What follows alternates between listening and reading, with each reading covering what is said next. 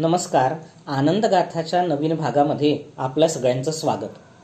श्रावण, श्री सांब सदाशिवाच्या अर्चनाचा महिमा. परमपावन अशा श्रावण मासात आपण सांब सदाशिवाचे पूजन, बिल्वपत्र अर्पण, भजन, शिवालयात जाऊन दर्शन अशा विविध सेवा करत असतो. शिवमंदिरावर सर्वत्र शिवपरिवाराचे, शिवगणांचे शिल्पांकन पाहायला मिळतं. शिवपरिवारा इतकी विविधता व विविध शिल्पाकृती इतरत्र फार दुर्मिळ. अशाच एका वेगळ्या परंतु अप्रतिम व रंजक अशा शिवपरिवारातील शिवभक्ताचा मागोवा या व्हिडिओमध्ये घेऊया. शिवमंदिरात आपण दर्शनाला गेलो की एक भयंकर राक्षसमुख कुठे ना कुठे नजरेस पडतं. मोठे मोठे डोळे, बाहेर आलेली जीभ, विक्राळ असा चेहरा अशा रूपात कधी द्वारपट्टिकेवर, कधी द्वाराच्या उंबऱ्यावर, तर कधी देवतेच्या मागे हे मुख आपल्याला पाहायला मिळतं. अशा वेळेस एक प्रश्न पडतो, देवतेच्या मंदिरात कोण बरं हा राक्षस? याची एक कथा सांगतो. फार फार वर्षांपूर्वी जलंधर नावाचा राक्षस उत्पन्न झाला. त्याने सर्व देवी देवतांना त्राही त्राही करून सोडले. कोणाचाही काही उपाय चालेना. जलंधर व त्याची पत्नी वृंदा यांचे पण चरित्र अद्भुत आहे. ते पुन्हा कधीतरी पाहू. तर जलंधरच्या त्रासाला कंटाळलेल्या देवांनी नारद मुनींना उपाय विचारला. यावर नारद मुनींनी महादेवाच्या आज्ञेने जलंधर जवळ जाऊन महादेव, कैलास व माता पार्वतीचे खूप सुंदर वर्णन केले. पार्वतीच्या स्वरूप वर्णनाला जलंधर भुलला. त्याने पार्वतीला मिळवायचा निर्धार केला व कैलासावर त्याचा दूत म्हणून राहूला पाठवले. राहूने कैलासावर जाऊन जलंधरचा निरोप दिला की रूपसुंदरा लावण्यवती पार्वती शंकराने जलंधरला अर्पण करावी व जलंधरचे खूप वर्णन केले.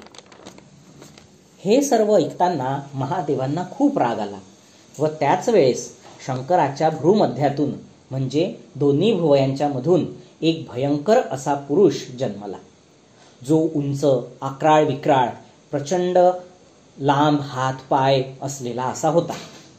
प्रगट झाल्याबरोबर तो अत्यंत क्रोधाने देवी पार्वतीविषयी बोलणाऱ्या राहूवर चालून गेला. राहू घाबरला. तो तिन्ही लोकात पळायला लागला. शेवटी शंकराची स्तुती गात त्यांना शरण गेला. महादेव शरणागताला सदैव प्रसन्न होतात. तसेच या राहूला सुद्धा प्रसन्न झाले व त्या विराट पुरुषाला राहूला न खाण्याची, न मारण्याची आज्ञा दिली. राहू निघून गेल्यावर तो विक्राळ पुरुष महादेवांना म्हणाला की महादेवा, राहू माझे भक्ष होता. तुम्ही त्याला न खाण्याची आज्ञा दिलीत, परंतु मला अत्यंत भूक लागली आहे. आता मी काय खाऊ? यावर महादेव विचार करतात, दुसरे काही खायला दिले तर हा संपूर्ण ब्रह्मांड सुद्धा खाईल. यावर उपाय म्हणून महादेव म्हणतात, हे पुत्रा, तू स्वतःचे हे विशाल असे हातपाय खा. महादेवांची आज्ञा म्हणून तो आपले शरीर पायापासून खाण्यास सुरुवात करतो. शेवटी फक्त चेहरा शिल्लक राहतो. तेव्हा तो महादेवांना म्हणतो, हे ईश्वरा, तुमच्या आज्ञेने मी माझं संपूर्ण शरीर भक्षण केलं. आता काय खाऊ? तेव्हा महादेव प्रसन्न होऊन म्हणतात, हे मुखा, मी तुझ्यावर व तुझ्या आज्ञा पालनावर अत्यंत प्रसन्न आहे.